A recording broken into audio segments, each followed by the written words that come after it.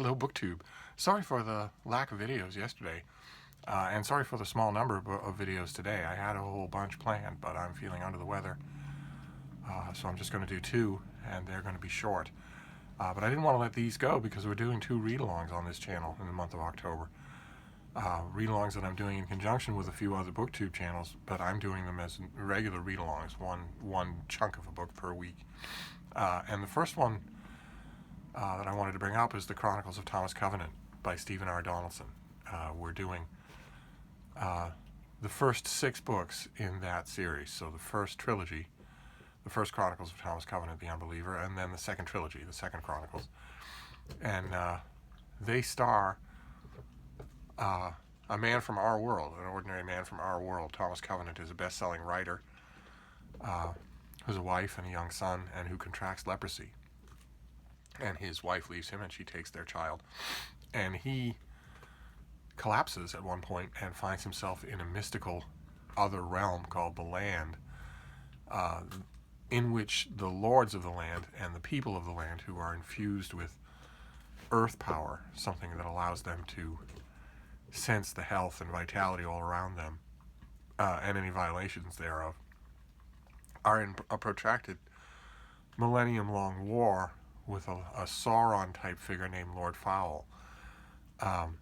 And Covenant is a key tipping point in that war because he has refused to discard his white gold wedding ring, even though his wife has left him. And in the land, that ring and its metal is unique and a source of wild chaos magic that is actually a danger to Lord Fowl. It can actually defeat him. The only reason that it doesn't in the first couple of books in that first trilogy is because Covenant doesn't know how to use it. And Lord Fowl knows that.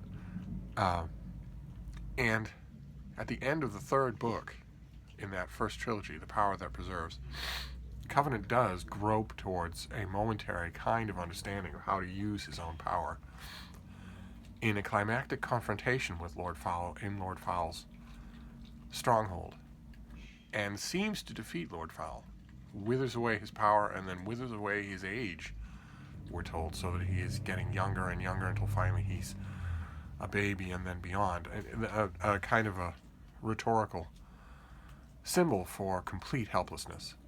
But Covenant doesn't kill him. He is surrounded at the time by the ghosts of old dead lords of the land who are urging him to do so, but he refuses. As far as he's concerned, it's sufficient to render Lord Fowl completely helpless, and that is how the book ends.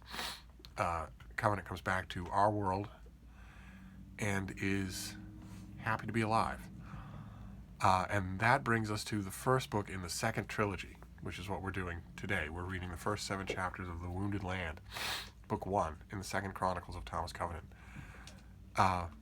And the setup here, of course, is going to be all important, right? And the setup is quite a shock. Time passes differently in our world and in the land. It passes much more quickly in the land. Thomas Covenant can feel like he's gone for just a day or two, a week or two. In our world, and when he goes back, when he's summoned back to the land, decades have passed. And when this book begins, he has been in our world, making peace with his life and writing books for 10 years.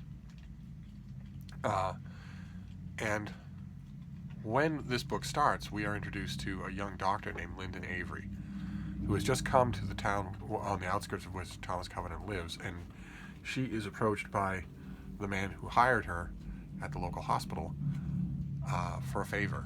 Would she go out to Thomas Covenant's farm, to his house at the edge of town, and see if he's okay, inquire into him? This doctor knows that something is going on in that house, but he's promised Covenant not to do anything directly, so he uses a cat's paw. He sends Lyndon Avery out to the house, and she meets Covenant, and despite how flinty and inhospitable he is, she kind of likes him. He answers some of the bitternesses in her own heart from her own troubled past. In a simple parlance, I think you could say they click. But they deny it, both of them do. And she goes away, and when she comes back, when she sneaks back to the house, she realizes that things are much worse than she first thought. Covenant is keeping his wife a prisoner in his house, bound to a bed. And she is screaming that she wants to kill him and drink his blood. And she has no idea what to make of it. Of course. And she knows now that this is the problem that she was actually sent to inquire about. And she was told by the doctor who sent her that it's not a medical problem. There are a couple of awkward scenes. We as readers kind of get a sense, especially that detail about licking blood. We get a sense of what might be going on, but Lyndon Avery has no idea at all. And as the initial chapters unfold, quite a lot of what we're reading today is set in our world. And once again, I have to point out that Donaldson writes our world really well. As those scenes unfold, it becomes obvious that something is possessing Thomas Covenant's wife. And in the realm of these books, we know one thing that can do that.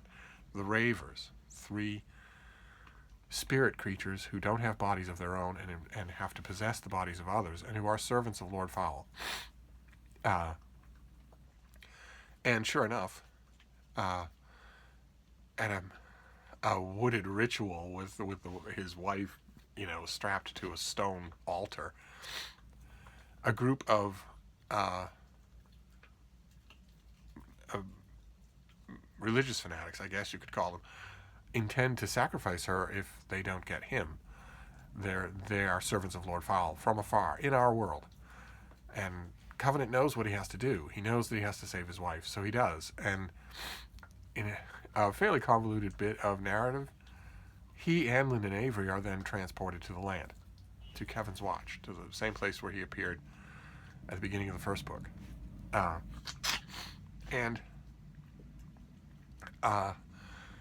Again, we're summarizing here because this is just the beginning. We'll get into the meat and bones of the book next time, hopefully. When I can talk a little longer, I'm not really trusting how long I can talk. It becomes obvious right away that the land has radically changed in the time that Covenant has been away. First of all, he must know that the time span is enormously greater than anything he's ever dealt with before. 4,000 years have passed in the land. And he is summoned by Lord Fowl, so he knows right away that Lord Fowl did not stay helpless, that in that intervening enormous gap of time he has grown enormously powerful. And when he and Lyndon Avery descend to the land from Kevin's Watch and start to look around, they start to see how bad that is. The land has been racked, and so have its people. And the precious ability that they had to sense the earth power in the land, to sense the wholeness and the health and the goodness of the land and all the people in it, that is gone. And likewise, every time the Covenant has gone to the land, he has started to gain that power, and he doesn't this time around. He remains a leper locked inside his own body. But Lyndon Avery does start to expand into an awareness of earth power, for reasons that don't go explained at the beginning here. She seems to have that ability, and we go to Mythal Stonedown, the first place that we went in the first book, and it has radically changed. The people of the land are savage. They are petty and violent. They burn wood. That's one of the things that Covenant notices right away, is that things have fundamentally changed. They no longer summon light and heat from the willing wood. Instead, they burn it like we do. And those are the initial chapters of the book this time around. The Covenant and Avery are taken captive by the people of Mythal Stonedown, and it's pretty clear that one of the village people is possessed by a raver who is watching everything all along. And that is sort of where we end things today, with a chapter called Married. And there are a few things that I wanted to point out before I stop the video and we move on. And one of them is that something that we noticed in the earlier trilogy, which is that Donaldson I myself think that in Lord Fowl's Bane, the first book in the series, he goes a little too far in making Covenant an anti-hero. He makes him not just an anti-hero, but a monster, and someone that no one would like to spend any kind of time with on the printed page.